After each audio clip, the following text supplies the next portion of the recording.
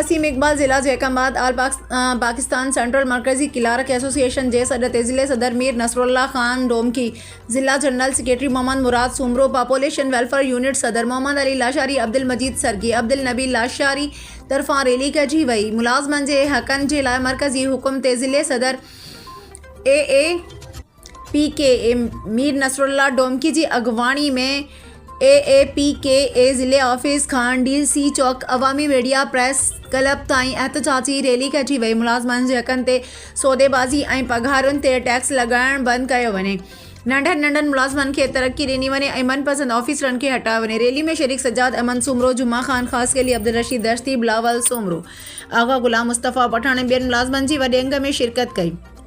ज़ोरदार नारा हया विया, जंहिंमें चयो वियो त सिंध में 2 आइनी दस्तूर लागू करण मुलाज़मनि सां माचेली मां वारो सलूक आहे, जेकी 2 दस्तूर असांखे मंज़ूर न आहिनि। मुलाज़मनि खे पंहिंजो हक़ ॾिनो वञे, जेकॾहिं हक़ न ॾिनो वियो त पोइ असां सभिनी मुलाज़मनि जा एहतजाजी मुज़ाहिरा धरना सॼे सिंध अंदरि कया वेंदा।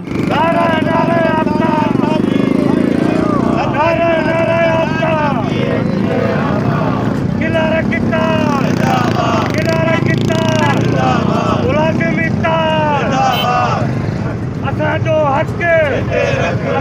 हक़ जारी आहे, जारी रहंदी।